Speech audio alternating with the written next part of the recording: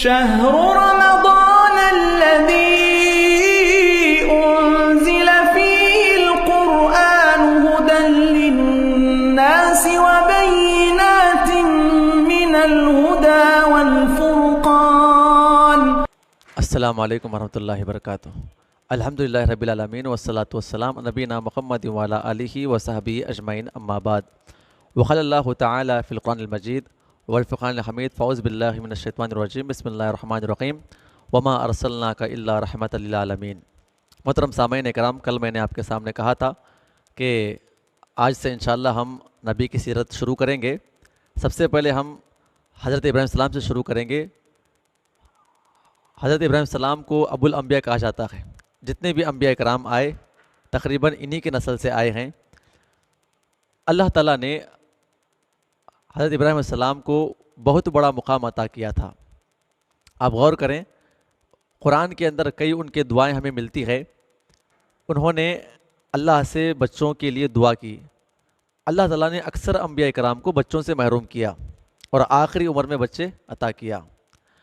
جب حضرت سارہ السلام سے شادی ہوئی تو ان سے کوئی بھی بچہ نہ ہوا.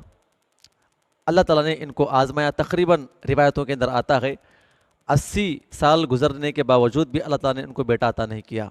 پھر یہ اپنی بیوی کے ساتھ ایک علاقے سے گزر رہے تھے تو وہاں کا ایک بادشاہ تھا. اس کا رول یہ تھا کہ جو بھی عورت وہاں سے گزرتی تو وہ اس کو طلب کرتا، اس کو زنا کیا کرتا تھا. اگر معلوم ہوتا کہ گزرنے والی عورت اس کی بہن ہے تو اسے چھوڑ دیا کرتا تھا. چونکہ حضرت سارہ علیہ السلام بہت خوبصورت عورت تھی، دونوں میاں بیوی گزر رہے تھے تو بادشاہ کے سپاہیوں نے ان کو پکڑ لیا. پکڑ کر کہا کہ بادشاہ آپ کو بلا رہے ہیں. تو لہٰذا سارہ علیہ السلام کو اس بادشاہ کے سامنے پیش کیا گیا. اس کی نیت بدل گئی. علیہ السلام نے کہا تھا کہ بھئی یہ میری بہن ہے، دینی بہن کے حساب سے کہا کہ میری بہن ہے. لہٰذا جب سارہ کو وہاں پر اندر بھیجا گیا اور اس کی نیت بدل گئی اور ان کو خراب کرنے کے لیے، ان سے زنا کرنے کے لیے آگے بڑھا، اللہ نے اس کے ہاتھوں کو روک لیا، شل کر دیا. اس نے اللہ سے معافی مانگی، اے اللہ میرے گناہوں کو معاف فرما، دوبارہ میں ایسا نہیں کروں گا. اللہ نے اس کے ہاتھوں کو چھوڑ دیا.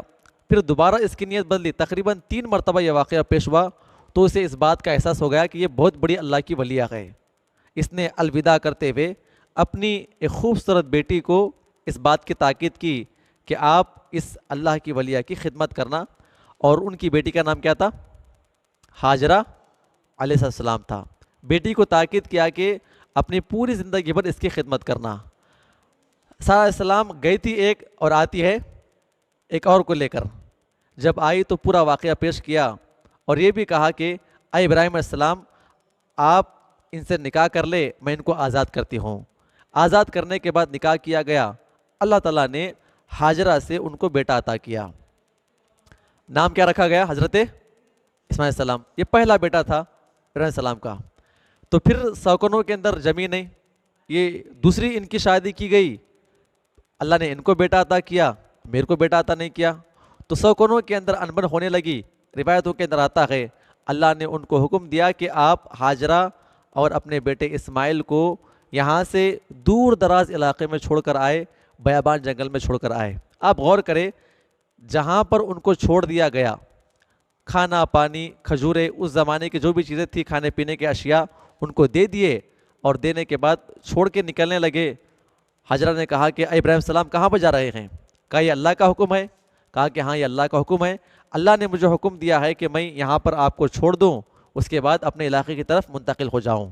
تو لہٰذا بیوی نے کہا کہ اگر یہ اللہ کا حکم ہے تو ہم صبر کریں گے. اور اپنے بچے کو، معصوم چھوٹا بچہ ہاتھ میں لیے ہوئے، اور کھانے کا سامان تھا، بیابان جنگل، نہ رہنے کے لیے کوئی جگہ تھی، وہاں پہ زندگی گزارنے لگے. ایک دن ان کا کھانا ختم ہو گیا. حضرت اسماعیل السلام زمین پر لیٹے پانی کے لیے ترس رہے تھے اور انہوں نے اپنے پیر زمین پہ مارے تو وہاں سے زمزم کا کنواں نکل ہوا. تو زمزم کا کنواں نکل جانے کے بعد انہوں نے کیا کیا، اس کا منڈیر بنایا اور اسے سیف کرنا شروع کیے. خود پیا اور بچوں کو پلائے. عرب کے اندر ایک معمول یہ تھا کہ لوگ وہاں پر آ کے بسا کرتے تھے جہاں پر پانی ہوا کرتا تھا. اس زمانے کے اندر موٹر وغیرہ کوئی اہتمام نہیں تھا. اگر ہم کو پانی ہونا ہے یہ تمام کے تمام لوگ ملتے، محلے والے کھودنا شروع کرتے. اس وقت تک کھوتے جہاں تک کہ پانی نکل کر نہ آتا. تو وہاں سے قافلہ گزرنے لگا تو ان کو معلوم ہوا کہ یہاں پر ایک کنواں ہے اور اس کے اوپر ماں اور بیٹا اس کے مالک بنے ہوئے ہیں. وہ قافلے والے آئے جو کہ بنو جرہم کے لوگ تھے. انہوں نے آ کر کہا کہ ہم کو یہاں رہنے کی اجازت دے دیجیے تاکہ ہم یہاں پر زندگی بسر کریں گے. تو لہٰذا یہ شرط پر رکا گیا کہ یہاں پر حکومت ہماری رہے گی، اس لیے کہ کنواں ہمارا ہے، آپ زندگی بسر کر لیں. تو یہاں سے مکہ کی ایجاد ہوئی اور آبادی شروع ہوئی. انشاءاللہ اس کے بعد کل آپ کے سامنے پیش کروں گا. اللہ سے دعا ہے اللہ ہم تمام کو اس عمل کی توفیق عطا فرمائے. آمین. السلام علیکم ورحمۃ اللہ وبرکاتہ.